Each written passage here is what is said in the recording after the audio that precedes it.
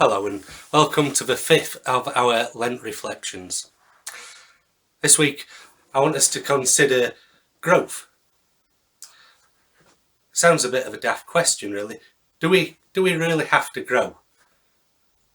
I mean, I think everybody knows that we've got to grow, don't we? All the books for bishops, everybody's told us, and we just know. But what if God sends the wrong people? What if God sends the wrong people? Or if the wrong people come? I mean, if growth means that we're going to have a nice group of ready-made Anglicans turn up on the doorstep, people will just fit right in with all the stuff that we already do, the stuff that we enjoy doing now. Well, growth is great, isn't it? We're all ready for that. But what if the wrong people come? You know, people who are different from us. What if God sends somebody who's better at that thing that I do than I am? Maybe some of us are a bit worried about growth for bad reasons. You know, but we might lose some of our influence or power. That things might change, but the stuff that we like doing, what if that changes because new people have come into our fellowship? But you know, it's really not that simple. If we look at fellowships around the world, growth isn't necessarily an easy thing, is it? See, in many countries around the world, Christians are persecuted. They're persecuted to the point of being killed, arrested, thrown in prison. Horrible things can happen. And so, what about having a new person turn up there? That's not so straightforward, is it? Do you know you can trust them? Will they betray you? In the Bible, there's a lot about this. In the New Testament, there's all sorts of stuff, particularly from Paul. There's the Judaizers, people who are trying to tell the Christians that they've got to do stuff that will make them Jewish before they can be Christians. But it's not just them. In the Old Testament and in the New Testament, we have this idea of polluting the fellowship. That when new people are involved, they bring different gods with them. That happened a lot with the people of Israel in the Old Testament, that when they mingled with other nations, it wasn't that they stopped worshipping their God, but they also started worshipping other gods.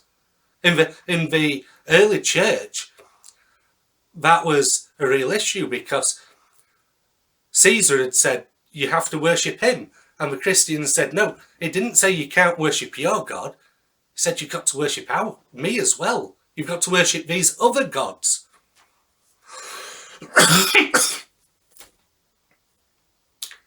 But you know, it's not just persecuted Christians in the past or in other places. Our own fellowship in this country is under pressure. All fellowships are under these pressures in different ways, and I know we're unlikely to be thrown in prison or put to death, but what if those new people are going to pollute our faith, dilute it? What if they're more conservative than us or too liberal? What if they bring ideas of other gods and we're not ready for it? Many of the traditions and the things that we like, the ways that we do things, help to keep us anchored in that faith, but many of them don't. Do we know which ones we need to keep and which ones we can let go of? I think this would be a good time for us to pause and consider, is our fellowship united enough? Is our faith strong enough? Are we able? Are we ready for new people, the new people that God will send, and perhaps those new people that he didn't send as well?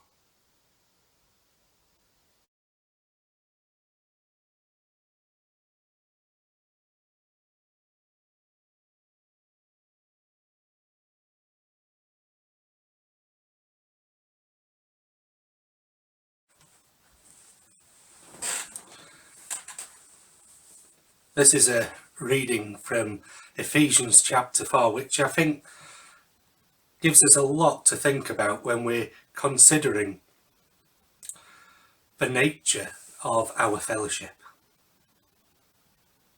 It says, "As a prisoner for the Lord, then, I urge you to live a life worthy of the calling you have received. Be completely humble and gentle. Be patient, bearing with one another in love.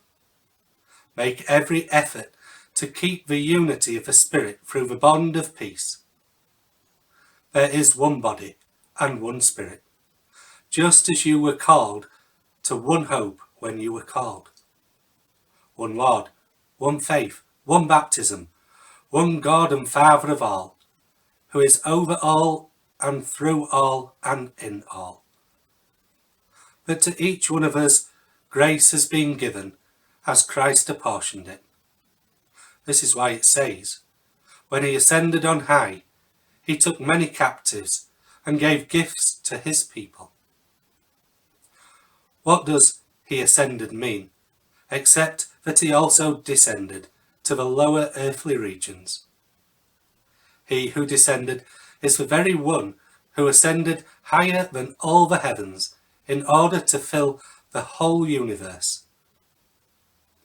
So Christ himself gave the apostles, the prophets, the evangelists, the pastors and teachers to equip his people for works of service, so that the body of Christ may be built up until we all reach unity in the faith and in the knowledge of the Son of God, and become mature, attaining to the whole measure of the fullness of Christ.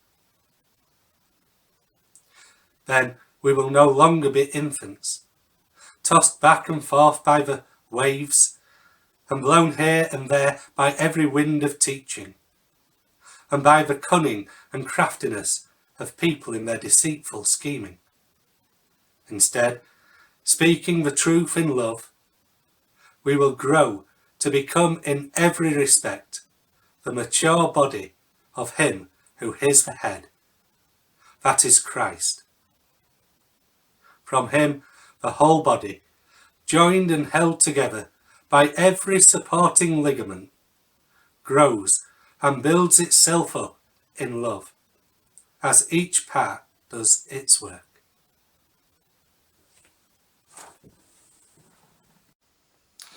Okay, so maybe growth isn't quite as simple and straightforward as we sometimes make it out to be. Maybe it's difficult, costly, even painful at times. But we still know, don't we, that we need to grow. We still know that it's got to be right. After all, there's this thing called the parish share. We need help, don't we? If there were more of us, then paying our bills would be so much easier, wouldn't it? And on a Sunday morning, nobody wants to be sitting there just a small number. If there's more of us to sing the songs, that's so much nicer. It feels, and well, let's face it, it looks better as well. It doesn't look good dwindling away, does it? We need people to help do all the work and maintain the building. In the end, if we don't grow, if we don't have any new people, eventually we might have to close. We need to grow just to stay open. I know, when you put it in words, when you speak them out like that, none of them really seem like the right reasons anymore, do they? So why do we need to grow? Well, that reading that we've been focusing on from Ephesians 4 tells us that Jesus is the head of the body. And his mission is to reconcile the world to himself. God's mission. And he's the head. So our mission is to cooperate with his mission. That people will come to know Jesus. We don't need to grow for the benefit of our fellowship. That might not even justify the pain and the difficulties. No, we need to grow for the benefit of those who don't yet know Jesus. But how? How do we grow? It seems to me that if we're going to be simplistic, and I like to be simplistic where I can, there are two kinds of growth. I know that you can say there's a lot more than just two, but there's basically physical growth, numerical growth, and spiritual growth. All the other stuff can probably be included in those two categories. And some churches will say, we're focused on spiritual growth. We don't need numerical growth right now. But I think normally, if there really is spiritual growth, it will eventually lead to numerical growth.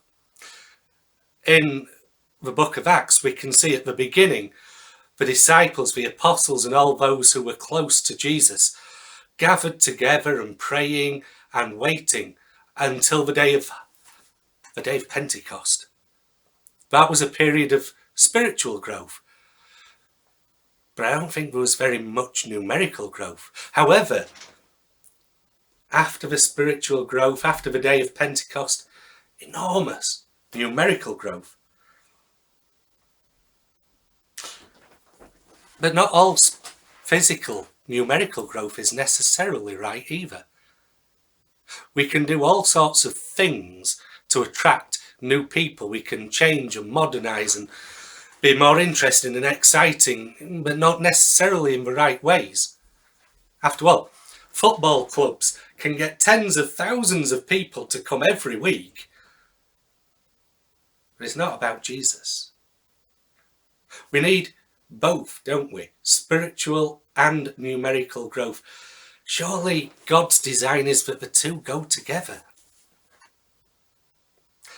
If our fellowship isn't right, then we're not ready for new people. That reading in verse 14 tells us that as we grow together in unity and closeness to Jesus, we'll no longer be blown around. We'll no longer be vulnerable to all these novel ideas and teachings. We'll be able to change and grow and develop in unity with one another and taking care of one another.